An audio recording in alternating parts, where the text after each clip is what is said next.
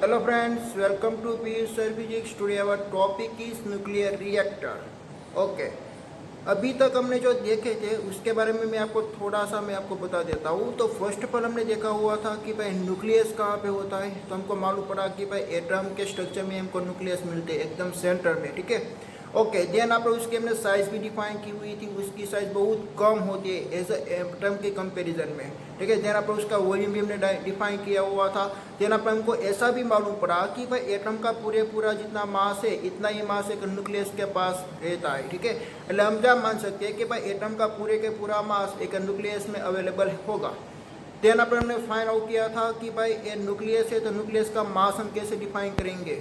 तो उसका मास हमने पहले डिफाइन करना स्टार्ट किया था एक हाइड्रोजन एटम्स में, क्योंकि हमारे नेचर में एक हाइड्रोजन ऐसा ही एलिमेंट अवेलेबल था कि भाई उससे भी छोटा एलिमेंट्स अवेलेबल नहीं था, ठीक है। तो हाइड्रोजन को कंसिडर करने के लिए सभी साइंटिस्टों ने इसके एक्सपेरिमेंट करना को स्टार्ट किया, बट उसमें भी प्रॉब्लम क्रिएट हुआ क्योंकि हाइड्रोजन इतनी एक्टिव गैस नहीं होती है कि भाई सभी एलिमेंट के साथ वो कंपाउंड बना सके।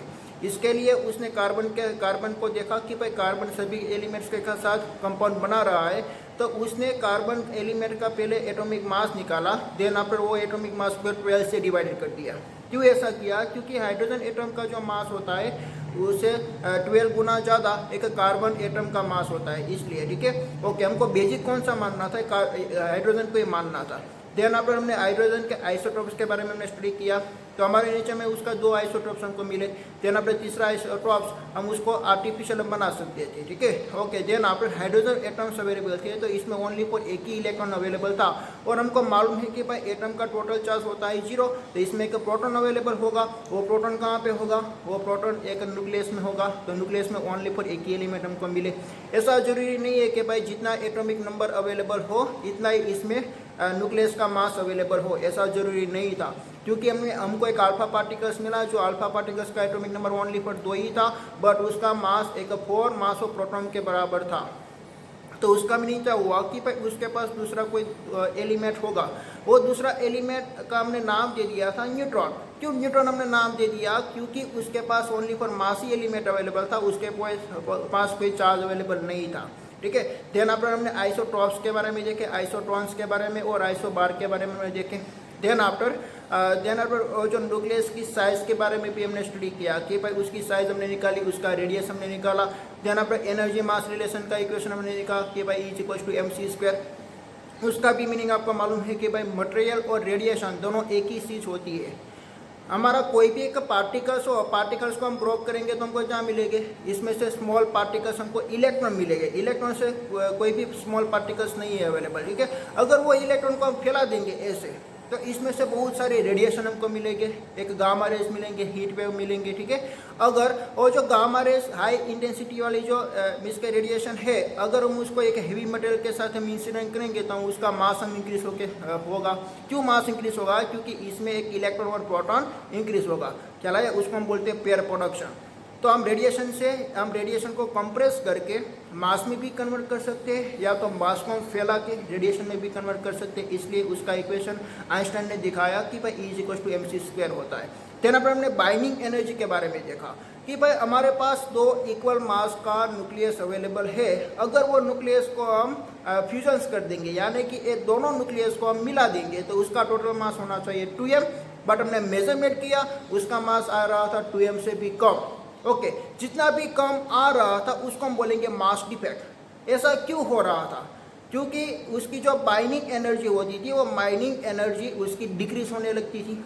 उसका मैंने आपको बेस्ट एग्जांपल भी दिया हुआ था, ठीक है। ओके, जितनी भी बाइंडिंग एनर्जी उसकी है, इतनी एनर्जी अगर इसको कोई एक्सटर्नल सोर्स प्रोवाइड कर सके तो वो क्या हो जाएगा? वो एटम्स मिसटेक फ्री हो जाएगा। ये दोनों एटम्स जो मिला हुआ है, ये दोनों जो न्यूक्लियस मिला हुआ है, वो दोनों न्यूक्लियस क्या हो जाएगा? फ्री हो जाएगा। उसको फ्री होने के लिए जी जितने भी एनर्जी की अवेलेबल है वही एनर्जी को हम बोल सकते हैं बाइंडिंग एनर्जी। और ये बाइंडिंग एनर्जी का साइन हम नेगेटिव रखते हैं। क्यों नेगेटिव रखते हैं? क्योंकि उसकी एनर्जी हमको उसको प्रोवाइड करनी पड़ेगी, उसको देनी पड़ेगी। हम जब इसकी इतनी एनर्जी हम उसको देंगे तब वो फ्री होगा, ख्याल है आपको? ओके, वो होती है बाइंडिंग एनर्जी। तो बाइंडिंग एनर्जी हम पूरे न्यूक्लियस की हम डिफाइन करते हैं। तो न्यूक्लियस में तो बहुत सारे एलिमेंट्स होते हैं, सभी एलिमेंट्स हमने स्टडी किए नेचर में, तो सभी के न्यूक्लियस में अलग अलग एलिमेंट्स अवेलेबल थे। तो हमने सोचा कि भाई बाइंडिंग एनर्जी पर न्यूक्लियस हम कैसे डिफाइन करें, ठीक है। ओके, मैंने आपको दो एग्जांपल भी दिए थे कार्बन के और आयरन पार्टिकल्स के, कि भाई आयरन पार्टिकल्स की बाइंडिंग एनर्जी पर न्यूक्लियस होती है 5 और कार्बन की होती है 3। तो उसका मीनिंग क्या हुआ कि अगर आपके पास आयरन पार्टिकल्स है, इसमें से 1 न्यूक्लियस को निकालने के लिए आपको 5 जूल जितनी एनर्जी देनी पड़ेगी, और कार्बन का एलिमेंट है तो उसको ओनली पर आपको 3 जूल ही एनर्जी देनी पड़ेगी, ठीक है। उसका ऐसा बेसिक मीनिंग होता है। देन आप उसका ग्राफिकल रिप्रेजेंटेशन भी हमने देखा हुआ था, और हमने इसमें देखा था कि भाई आयरन पार्टिकल्स है उसकी बाइंडिंग एनर्जी पर न्यूक्लियॉन्स सबसे ज़्यादा है। उसका मीनिंग क्या हुआ कि भाई जिसकी बाइंडिंग एनर्जी पर न्यूक्लियस ज़्यादा है वही सबसे ज़्यादा स्टेबल होगा। ख्याल है आपको? ओके, देन आफ्टर फ्यूजन्स और फ्यूजन्स की प्रोसेस के बारे में मैंने देखा कि भाई हमारे पास एक हेवी साइज का न्यूक्लियस अवेलेबल है, अगर हम उसको ब्रेक कर देंगे तो इसमें से उसका डॉटर न्यूक्लियस मिलेंगे, और डॉटर न्यूक्लियस भी रेडियो एक्टिव एलिमेंट भी होता है।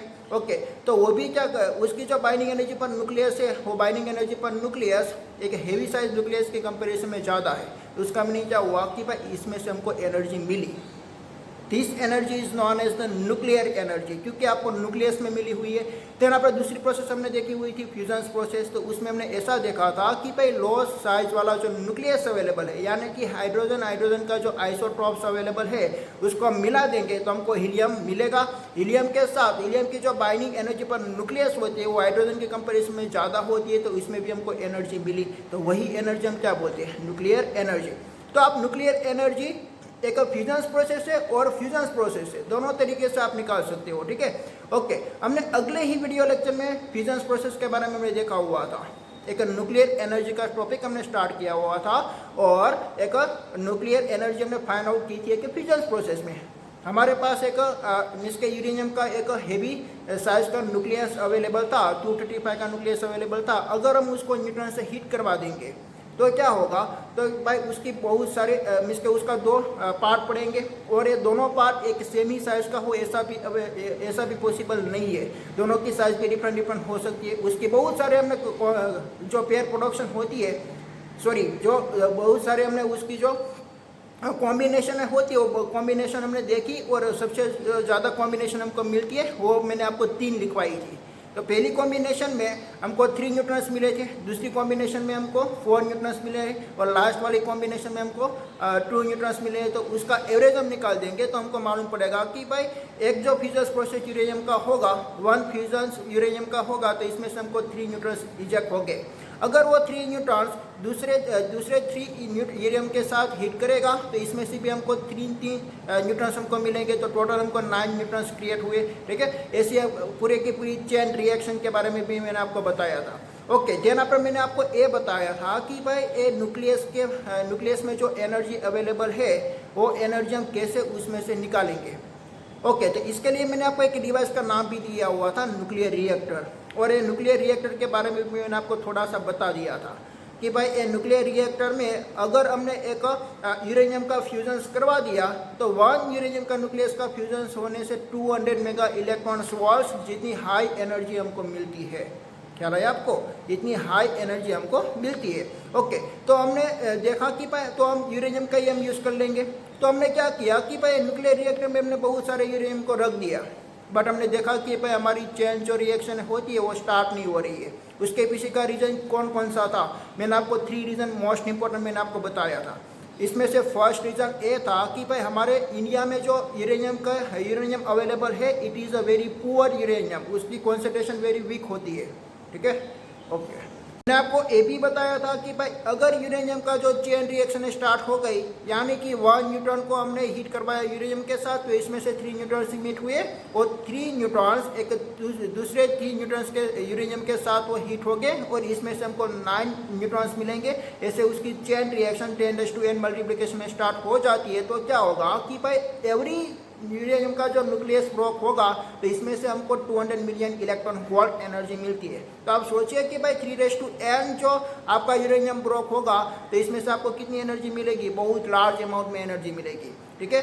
तो ये जो एनर्जी है वो एनर्जी को आप इजीली स्टोर नहीं कर पाते, ठीक है। तो वो क्या हो जाएगा कि भाई ब्लास्ट हो जाएगा, उसका टेम्परेचर मैक्सिमम हो जाता है, वो उसको ब्लास्ट हो जाएगा, तो हम उसको बोलते हैं एटॉमिक बॉम्ब।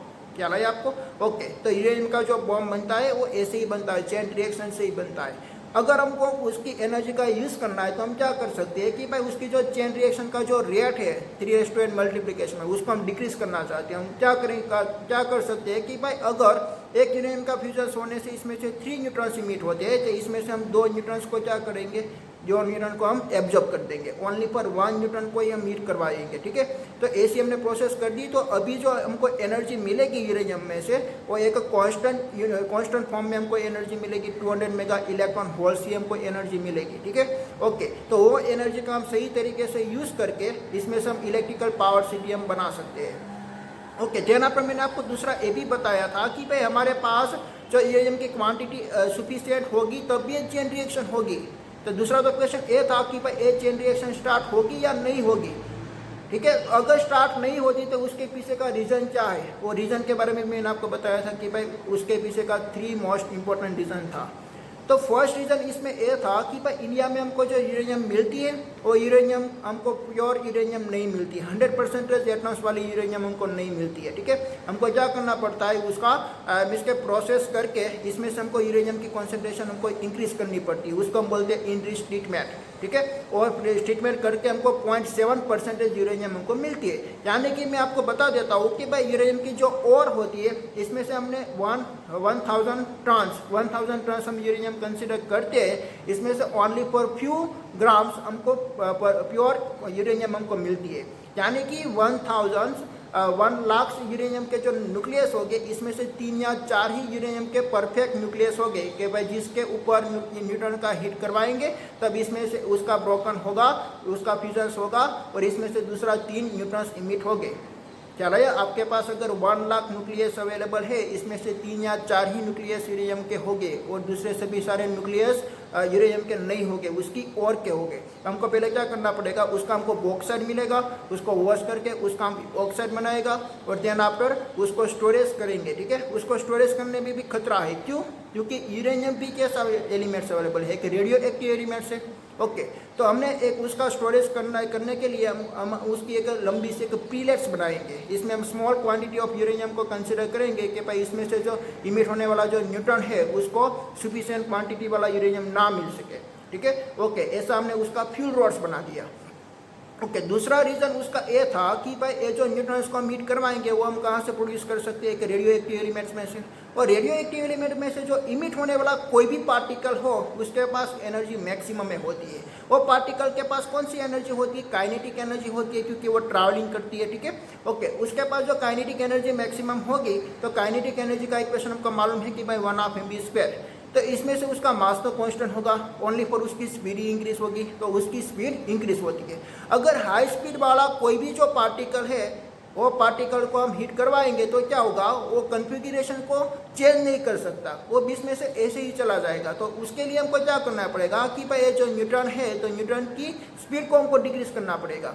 और ये स्पीड हम कैसे डिक्रीज करेंगे उसका भी हमने सोल्यूशन फाइंड आउट कर लिया कि भाई हमने 11 स्टैंडर्ड में हमने देखा हुआ था कि भाई कोलिजन नाम के चैप्टर में, कि भाई कोलिजन में हमने ऐसा देखा हुआ था कि अगर सेम मास का 2 पार्टिकल्स अवेलेबल है उसको हम कोलिजन करवाएंगे, देन आफ्टर उसकी जो स्पीड होती है वो अल्टरनेट चेंज हो जाती है।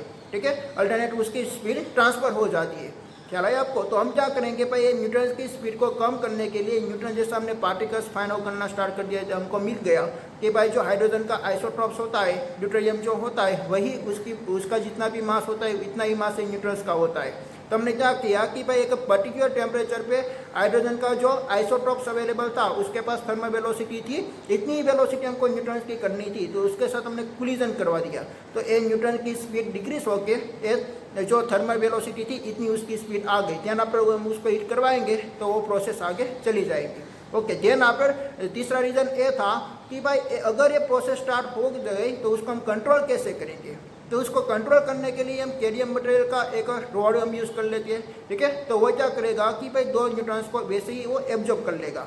आपको जितनी भी एनर्जी की रिक्वायरमेंट है इतनी एनर्जी आप बना सकते हो। ठीक है, ऐसे हमने उसकी सिस्टम को कंट्रोल भी कर लिया। ओके, ये पूरे का पूरा हमने प्लान कर दिया। देन आप उसको हम इंस्टॉलेशन करेंगे, उसको ये डिवाइस को हम बोलते हैं एक न्यूक्लियर रिएक्टर। तो अभी आपको स्टडी करना है कि न्यूक्लियर रिएक्टर के बारे में, ठीक है। मैंने आपको ये पूरे का पूरा उसका प्रॉब्लम भी मैंने आपको बता दिया। ओनली फॉर अभी आपको देखना है कि भाई वो वर्किंग कैसे करता है, इसमें कौन कौन सा डिवाइस यूज़ होता है और कौन कौन सा मटेरियल इसमें यूज़ होता है और सभी मटेरियल का फंक्शन क्या होता है, उसके बारे में भी आपको देखना है, ठीक है।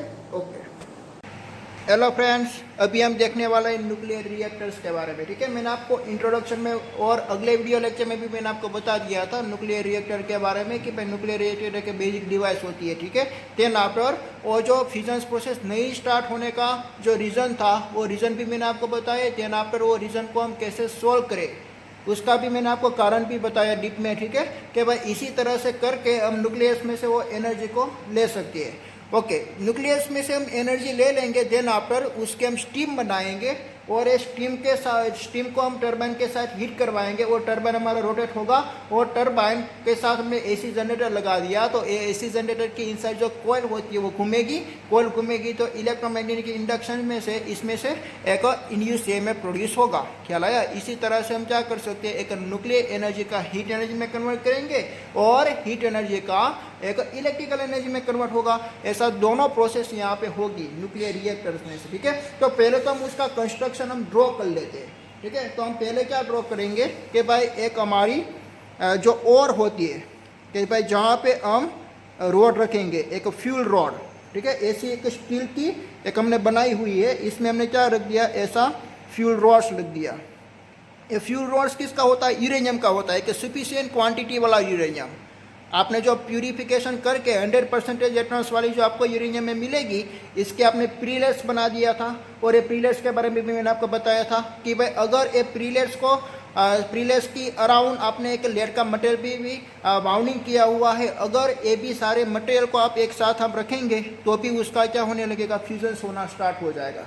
ख्याल आया आपको? क्योंकि ये रेडियो एक्टिव एलिमेंट्स होती है, ठीक है। ओके, ऐसा हमने क्या लगा दिया उसका, ये सभी सारे आपने मिस के यहाँ पे रख दिया फ्यूल रॉड्स। ओके, ये पूरे की पूरी जो बॉडी होती है एक स्टील मटेरियल की बनी हुई होती है, जिसकी हार्डनेस और उसकी जो स्ट्रेंथ होती है वो स्ट्रेंथ सबसे ज़्यादा होती है। ख्याल आया? ये जो आपने बॉडी आपने देख रहे हो ये पूरी की पूरी स्टील की बनी हुई होती है, ठीक है। ओके, ऐसे उसका स्ट्रक्चर होता है। देन आफ्टर ये पूरी की पूरी जो बॉडी स्टील की बनी हुई है, देन आफ्टर आप क्या करेंगे कि भाई यहाँ से उसको उसकी अराउंड भी कि भाई कॉन्क्रीट होती है, उसकी अराउंड भी कॉन्क्रीट की दीवारें होती है। चला, ये कॉन्क्रीट की दीवारें क्यों हम रखेंगे, क्योंकि ये जो आपका यूरेनियम मटेरियल है ना, तो वो एक रेडियो एक्टिव एलिमेंट होता है, इसमें से रेडिएशन इमिट होती है।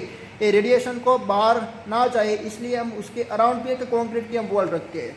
ओके, मैं कॉन्क्रीट की वॉल में नहीं ड्रॉ कर रहा हूँ, मैं आपको लास्ट में ड्रॉ करके मैं आपको बताऊँगा, ठीक है। ओके, और देखिए कि भाई ये जो चेन रिएक्शन स्टार्ट हो जाएगी, इस चेन रिएक्शन को अभी हम कंट्रोल नहीं कर पाएंगे क्योंकि मैंने उसकी बीच में कोई मटेरियल नहीं रखा है। तो मैं क्या करूँगा कि भाई उसकी बीच में मैं एक मटेरियल रख दूँगा। ऐसा मैंने यहाँ पे रोड रख दिया, देखिए ऐसा मैं सभी यहाँ पे मैं रोड रख दूँगा। ये होता है यूरेनियम, इसका फ्यूल रॉड्स भी हम बोलते हैं उसको, फ्यूल रॉड यूरेनियम का रॉड है, ठीक है। और ये जो रॉड होती है वो क्या होती है, एक कंट्रोल रॉड होती है, कंट्रोल रॉड। आपको चेन रिएक्शन को कंट्रोल करना पड़ेगा। मैंने आपको बताया था कि भाई एक फ्यूजन होने से 3 न्यूट्रॉन्स को इमिट करती है, तो हमको क्या करना है, उसका चेन रिएक्शन को डिक्रीज करने के लिए उसके साथ 2 जो न्यूट्रॉन्स इमिट हो गए वो 2 न्यूट्रॉन्स को आपको एब्जॉर्ब करने थे। वो 2 न्यूट्रॉन्स उसके साथ क्या हो जाएगा, एब्जॉर्ब हो जाएगा और ओनली पर यहाँ से एक ही न्यूट्रॉन जाएगा और उसको हिट करेगा। इसमें से 3 न्यूट्रॉन्स प्रोड्यूस हो गए और ए वाला जो मटेरियल है वो कंट्रोल रॉड है, तो वापस वो दोनों को क्या करेगा, एब्जॉर्ब कर लेगा और 1 ही न्यूट्रॉन्स यहाँ पे जाएगा, हिट करेगा, ठीक है। ओके, ऐसी यहाँ पे मैकेनिज्म होती है, उसको हम बोलते हैं कंट्रोल रॉड्स। और ये जो कंट्रोल रॉड्स होती है वो कौन सी मटेरियल में से बनी हुई है, कैडमियम मटेरियल से बनी हुई है। वो न्यूट्रॉन को इजीली क्या कर सकती है, एब्जॉर्ब कर सकती है, ठीक है। ओके, देन आफ्टर ये जो पूरे की पूरी बॉडी अवेलेबल है वो किसकी बनी हुई है, कोर स्टील की, एक हार्डनेस स्टील की बनी हुई है, ठीक है। ओके, देन आफ्टर मैं यहाँ से क्या करता हूँ, देखिए कि भाई ये स्टील इसका जो टेम्परेचर होता है वो टेम्परेचर बहुत मैक्सिमम होगा, क्योंकि एक भी आपका यूरेनियम जो ब्रोक होगा तो इसमें से आपको कितनी एनर्जी मिल सकती है, 200 मेगा इलेक्ट्रॉन वोल्ट। ये जो एनर्जी होती है बहुत लार्ज अमाउंट में होती है, ठीक है। तो इसके कारण इसमें से एक हीट एनर्जी भी प्रोड्यूस होगी, और हीट एनर्जी प्रोड्यूस होगी तो हमने अराउंड जो कार्बन का कवर रखा हुआ है, सॉरी एक स्टील का जो कवर रखा हुआ है वो मेल्ट हो जाएगा। अगर वो मेल्ट ना हो सके और इसमें से जो एनर्जी हमको प्रोड्यूस होती है वो एनर्जी हमको लेनी है, तो हम कौन से फॉर्म में हम लेंगे? एक हीट के फॉर्म में हम लेंगे, ठीक है, हीट एक्सचेंजर्स के फॉर्म में हम लेंगे। तो हमको क्या करना पड़ेगा कि भाई उसकी अराउंड ये जो बॉडी है, तो बॉडी के आप जो वॉल देख रहे हो वो वॉल की अराउंड हमको एक कूलेंट वाटर को पास आउट करना है। तो मैं यहाँ से क्या कर दूंगा, उसको ऐसे में ब्रोक कर दूंगा यहाँ से, और यहाँ से आपकी वाटर जाएगी ऐसी। मैं वाटर का मैं यहाँ पे फ्लो बताता हूँ। ऐसे आपकी यहाँ पे कूलेंट वाटर जाएगी। एक कूलेंट वाटर जो होती है वो कूलेंट वाटर का जो बॉइलिंग पॉइंट होता है ना, वो बॉइलिंग पॉइंट हम ज़्यादा रखते हैं, ठीक है। और आपका जो नॉर्मल जो वाटर होता है उसका बॉइलिंग पॉइंट कितना होता है? 100 डिग्री सेल्सियस में वो स्टीम में कन्वर्ट हो जाती है। बट यहाँ पे में हमने जो कूलेंट वाटर हमने यूज़ कर रखे हैं उसका बॉइलिंग पॉइंट हम मैक्सिमम रखेंगे। उसका बॉइलिंग पॉइंट मैक्सिमम रखने का मैकेनिज्म क्या होता है? क्योंकि इसमें से जो हीट एक्सचेंजर होगी उसका टेम्परेचर मैक्सिमम होगा। ख्याल आया? ओके, हमको उस लिक्विड के फॉर्म में ही चाहिए, इसलिए उसका जो लिक्विड हो वो लिक्विड हम नाइट्रोजन सोडियम लिक्विड हम यूज़ करेंगे। यहाँ से जो लिक्विड का पास आउट होगा, ये जो लिक्विड है वो लिक्विड हम सोडियम लिक्विड हम यूज़ कर सकते हैं, ठीक है, सोडियम लिक्विड।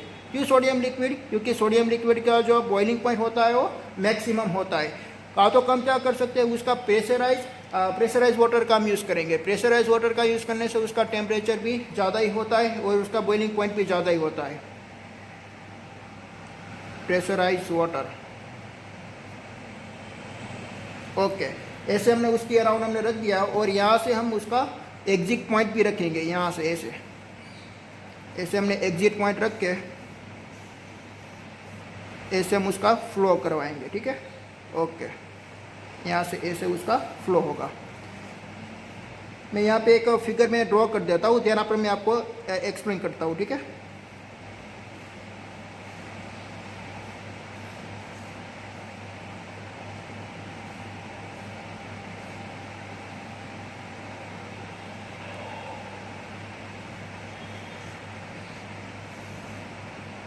पहले मैं फिगर ड्रॉ करके मैं आपको बताता हूँ, डोंट वरी।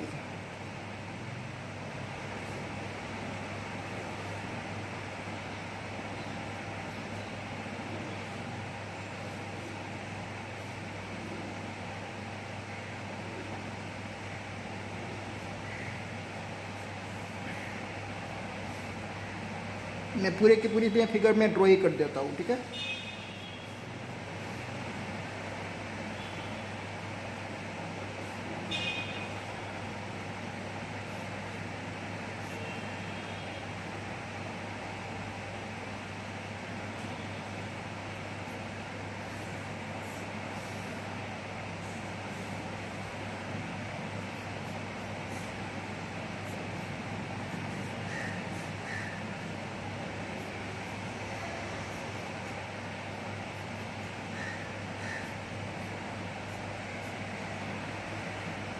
ओके, देखिए पूरे की पूरी आप सिस्टम देखिए। यहाँ से जो वाटर मैंने रखा हुआ था वो कैसा वाटर रखा हुआ था? एक कूलेंट वाटर। हम उसको कूलेंट भी बोल सकते हैं। कूलेंट क्यों हम बोल सकते हैं?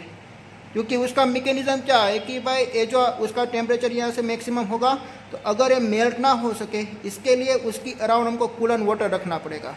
यहाँ से जो वाटर जाएगा ना उसको मैंने यहाँ पे मैंने पंप प्रोवाइड भी कर दिया। ये पंप क्या करेगा, उसका प्रेशर इंक्रीज करेगा, इसका प्रेशर इंक्रीज करेगा, तब भी वो ऐसे इसके फ्लो होके चला जाएगा, ठीक है। ओके, यहाँ से जो वाटर आती है ना उसका टेम्परेचर ओनली फॉर 20 डिग्री होता है, उसका टेम्परेचर 20 डिग्री होता है। बट यहाँ से वो ट्रांसफ़र होके यहाँ से जो वाटर एग्जिट होगा उसका टेम्परेचर हो जाएगा 500 से लेके 700 डिग्री ऑन सेल्सियस। आप सोच सकते हो कि भाई 500 से 700 डिग्री सेल्सियस डिग्री टेम्परेचर पे भी ये लिक्विड ही फॉर्म में रहेगा, क्योंकि उसका बॉइलिंग पॉइंट हमने क्या कर दिया, मैक्सिमम कर दिया, ठीक है। उसका बॉइलिंग पॉइंट ही हमने मैक्सिमम कर दिया। ये वो ऐसे एक ट्यूब में से पास आउट होगा। ओके, पहले तो पूरे का पूरा मैकेनिज्म आप समझिए। देखिए, मैंने फर्स्ट ऑफ ऑल तो मैंने क्या किया था, ये फ्यूल रोड्स मैंने रखा हुआ था। ये फ्यूल रोड्स वैसे ही रख के आपको मालूम पड़ा कि भाई अगर हम वैसे ही रख देंगे तो चेन रिएक्शन स्टार्ट हो जाएगी। अगर वो चेन रिएक्शन स्टार्ट हो जाएगी तो तो उसकी जो एनर्जी है वो एनर्जी हम कंट्रोल नहीं कर पाएंगे। तो इसके लिए मैंने 2 न्यूट्रॉन्स को एब्जॉर्ब करने के लिए एक कंट्रोल रॉड मैंने लगा दिया। अगर बाई चांस एक कंट्रोल रॉड आपका ऑपरेट नहीं कर सकता, तो वो कंट्रोल रॉड कैसे ऑपरेट होता है आपको मालूम है कि भाई देखिए कि भाई उसका चेन रिएक्शन है जो ज़्यादा हो जाएगा ना, तो इसमें से एनर्जी मिलने के लिए ज़्यादा हो जाएगी। तो इसमें से जो एनर्जी मिलेगी वो ज़्यादा हो जाएगी, तो उसका जो टेम्परेचर होती है ना कोर का, और टेम्परेचर इंक्रीज हो जाता है।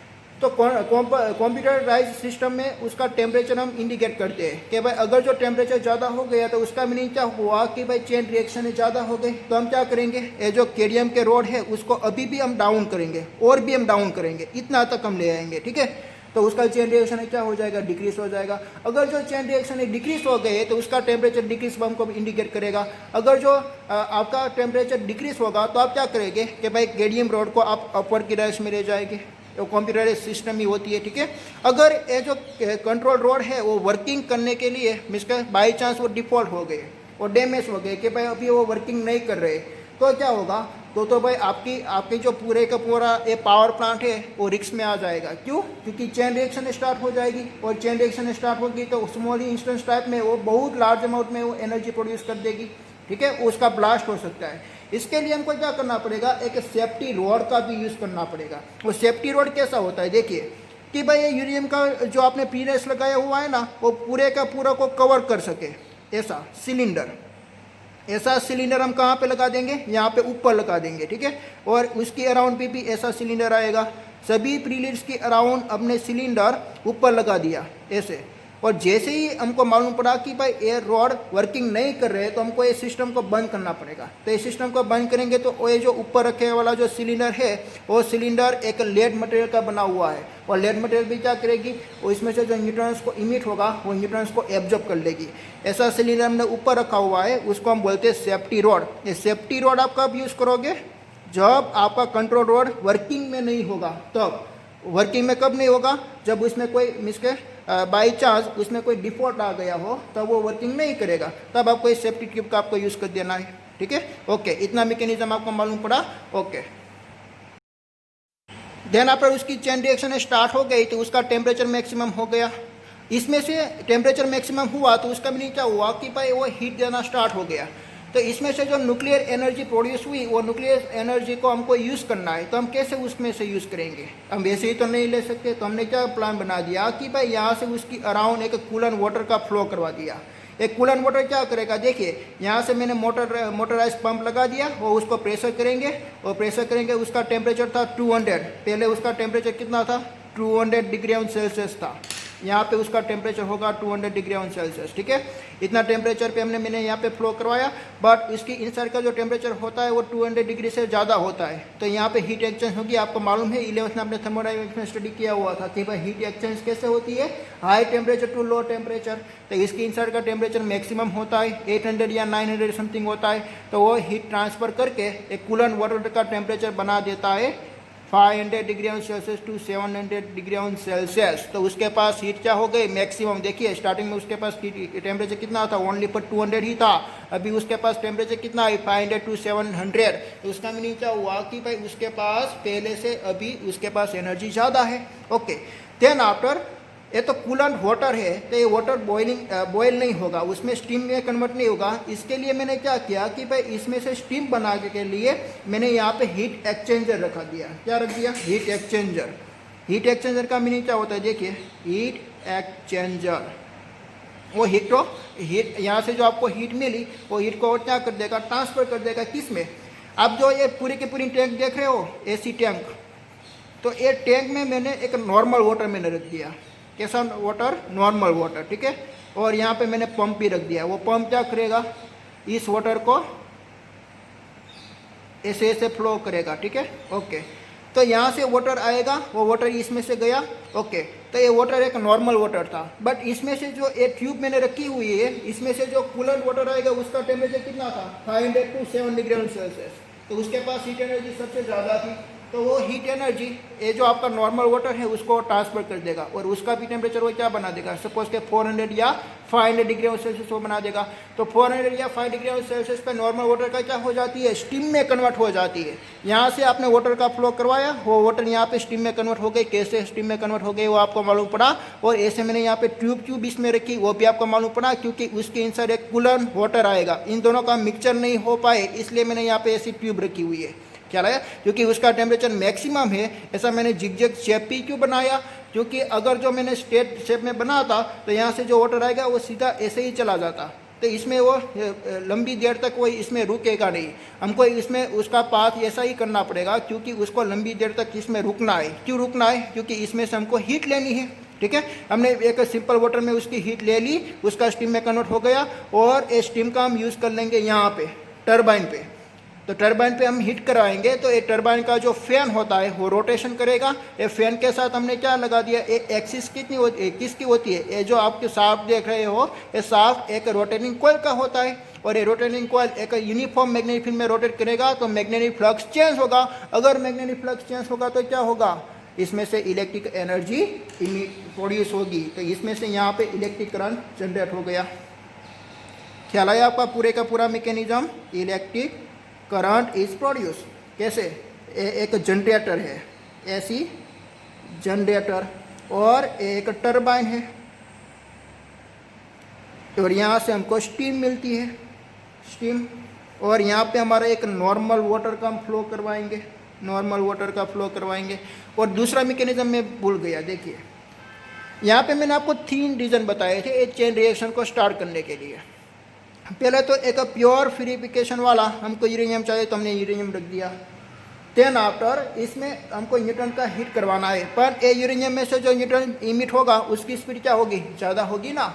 अगर उसकी स्पीड कम करनी है तो हमको क्या यूज़ करना पड़ेगा, हाइड्रोजन का ड्यूटेरियम को यूज़ करना पड़ेगा, उसका आइसोटॉप्स हमको यूज़ करना पड़ेगा। ये आइसोटॉप्स हमको कहाँ पे मिलती है वो भी आपको मालूम है, हेवी वाटर में हमको मिलती है।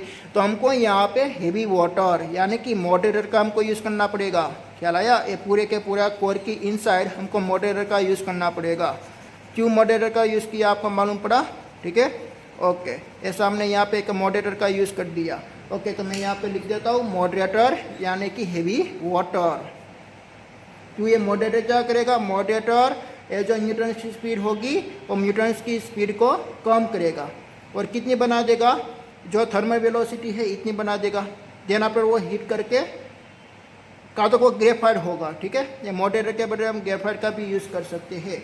ओके, और पूरे का पूरा स्ट्रक्चर हम जो बाहर से देखेंगे तो आपको ऐसा नहीं नज़र आएगा, आपको ओनली फॉर क्या नज़र आएगा, ये पूरे का पूरा स्ट्रक्चर एक कंक्रीट में बंद किया हुआ होता है। तो कंक्रीट का आपको डोम ही नज़र आएगा। हमारे इंडिया में बहुत सारे प्लांट्स अवेलेबल है, आप गूगल पे सर्च करके आप देख सकते हो, आपको ओनली फॉर एक कंक्रीट का डोम ही नज़र आएगा, ठीक है। ओके, देन आप उसके इंसाइड जो वर्कर काम करते हैं उसको भी एक सेफ्टी जो क्लॉथ होते हैं वो पहन के आपको काम करना पड़ता है, क्योंकि एक लेड मटेरियल का बना हुआ है, एक रेडियो एक्टिव एलिमेंट्स है, तो इसमें से रेडिएशन तो इमिट होगी। अगर वो रेडिएशन आपकी बॉडी में सीधी आपको इमिट करेगी तो आपकी बॉडी को नुकसान हो सकती है। इसके लिए आपको एक लीड मटेरियल का बना हुआ जैकेट आपको यूज़ करके इसके इंसाइड आपको रिफाइनरी के इंसाइड आपको इसके क्या करना पड़ेगा, वर्क करना पड़ेगा, ठीक है। ओके, तो पूरे का पूरा वर्किंग आप फिर से आप समझिए, मैं आपको फास्ट में समझा देता हूँ, ठीक है।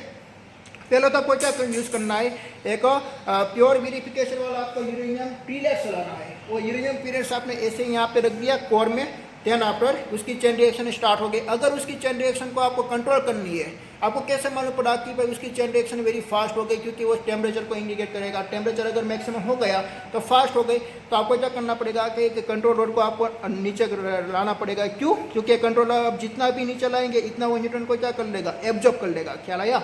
ओके, देन आफ्टर अभी भी आपका जो कंट्रोल रोड है वर्किंग नहीं कर रहा है, तब आपको क्या करना पड़ेगा, एक सेफ्टी रोड ऊपर लगाया हुआ होता है, एक सेफ्टी ट्यूब लगाई हुई होती है, एक लेड मटेरियल की बनी हुई होती है, ठीक है। वो पूरे की पूरी क्या कर देगा, एक जो आपका प्रीलेट्स है वो प्रीलेट्स को ढक देगा।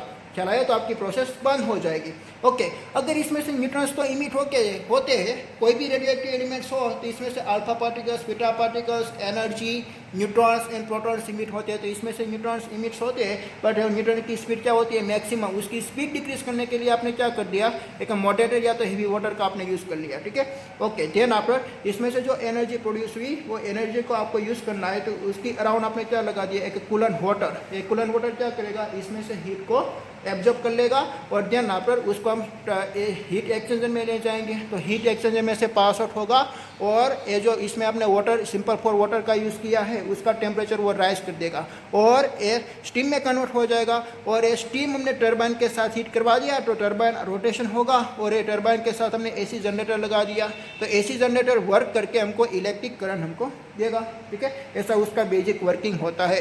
देन आफ्टर पहले हम ये वर्किंग हम लिख देते हैं, देन आफ्टर उसका बेनिफिट और उसका डिसएडवांटेजेस भी होता है, और एक बेनिफिट और डिसएडवांटेजेस हम देख लेते हैं, ठीक है। तो फर्स्ट ऑफ ऑल हम वर्किंग अब देख लेते हैं। ओके, तो देखिए वर्किंग, पहले तो हमने क्या किया, by the putting fuel rod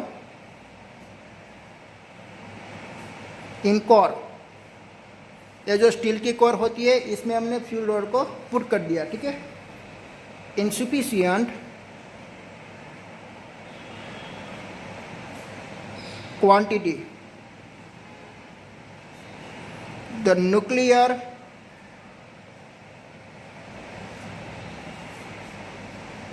reaction being, nuclear reaction start हो सके इसी हमने सफिशिएंट क्वांटिटी वाले एक फ्यूल रोड्स को हमने रख दिए, ठीक है। Okay, then after the rate is controlled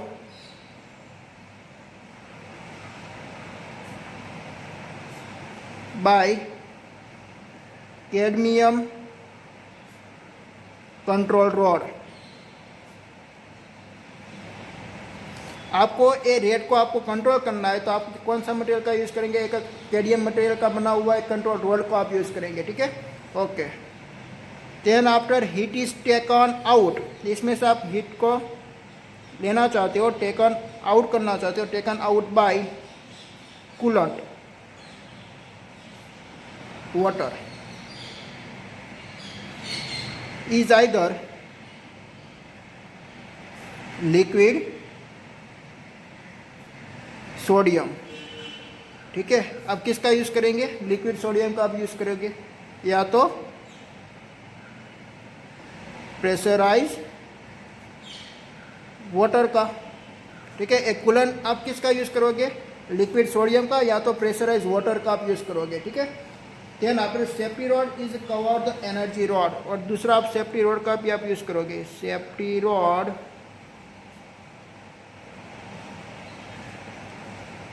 cover in energy rods, चला या। ओके, देन आफ्टर इसमें से आप एनर्जी कितनी रिलीज होती है ये भी मैं यहाँ पे लिख देता हूँ। तो energy release per fusions of uranium nucleus is near by to 200 million electron volt. Then पर उसका बेनिफिट मैं आपको लिखता हूँ यहाँ पे, बेनिफिट क्या होगा कि भाई ए स्मॉल एक न्यूक्लियस को फ्यूजन्स करने के बाद हमको कितनी एनर्जी मिल सकती है, 200 million electron volts. It is the very large amount of energy, ठीक है। तो बेनिफिट में हम क्या लिखते हैं कि भाई हज energy for the small quantity of uranium, कि भाई स्मॉल क्वांटिटी ऑफ यूरेनियम में से हमें लार्ज अमाउंट ऑफ क्या कर सकते हैं, एक small large amount of energy हम प्रोड्यूस कर सकते हैं, ठीक है। A good replacement of coal, कि भाई कोल का जो सोर्स है हमारे नेचर में, जो कोल का जो सोर्स है कि भाई 1 लाख टन हम कोल का यूज़ हम करेंगे और यहाँ पे 1 किलो यूरेनियम का हम यूज़ करेंगे, दोनों के में से जो जितनी भी स्टीम निकलेगी वो सेम निकलेगी। तो 1 लाख टन आप कोल को आप बर्न करेंगे तो आपका नेचर में जो कोल होगा उसका सोर्स क्या हो जाएगा, डिक्रीज। और जब कोल डिक्रीज हो जाएगा तब आपको किसका यूज़ करना पड़ेगा, यूरेनियम का ही यूज़ करना पड़ेगा, ठीक है। तो हम क्या लिख सकते हैं कि भाई गुड रिप्लेसमेंट ऑफ कोल। तो मैं फर्स्ट में बेनिफिट लिखता हूँ कि भाई हज energy from small quantity of uranium, small quantity of uranium, a good replacement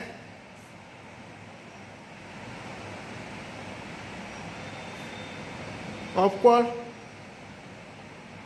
ठीक है, ओके। इसमें रिस्क क्या होती है? रिस्क देखिए कि भाई ये यूरेनियम मटेरियल आप जो प्योर वेरिफिकेशन करके आप किस में से बनाते हो? यूरेनियम की ओर में से बनाते हो।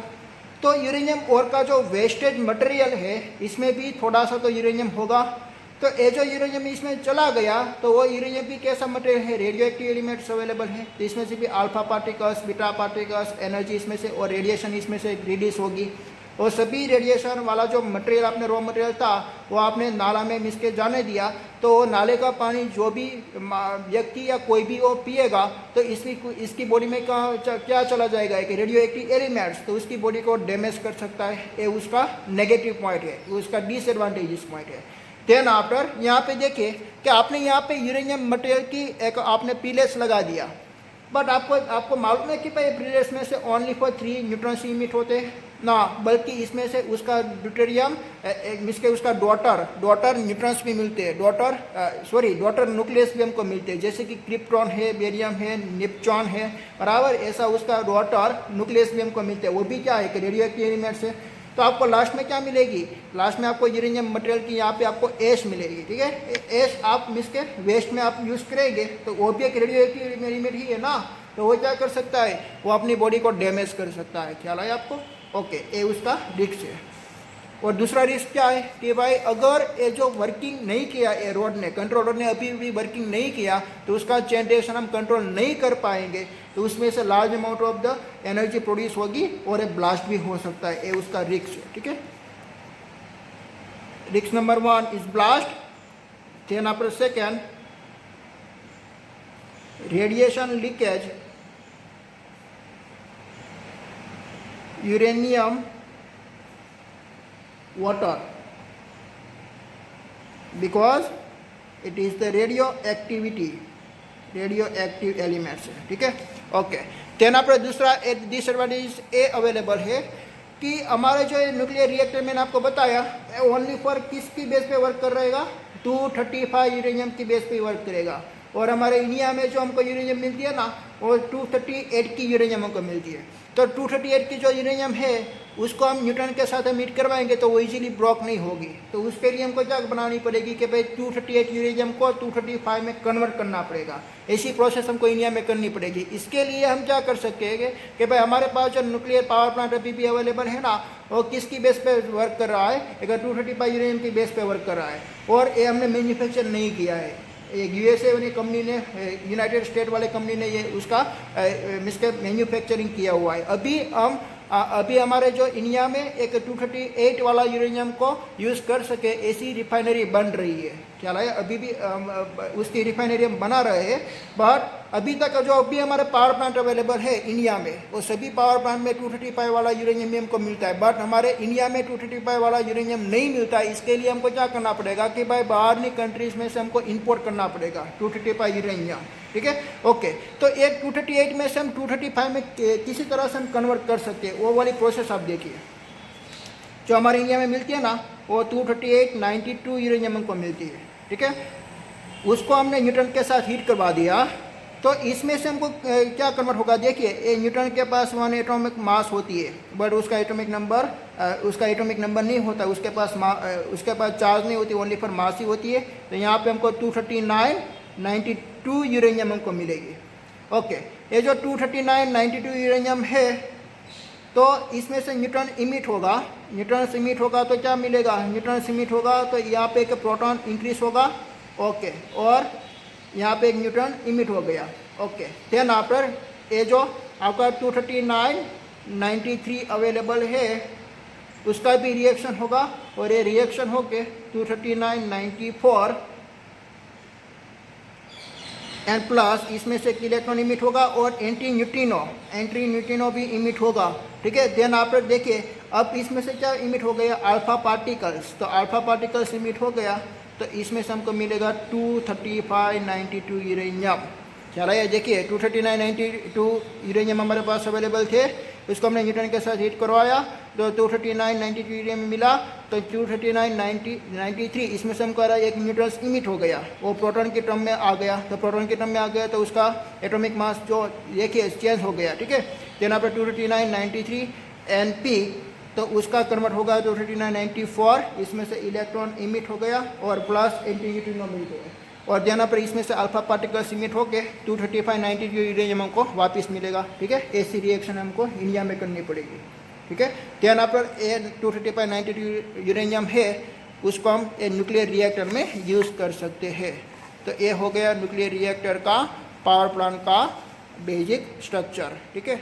ओके, ये पूरे का पूरा फ्यूजन्स प्रोसेस ही चल रहा था, ठीक है।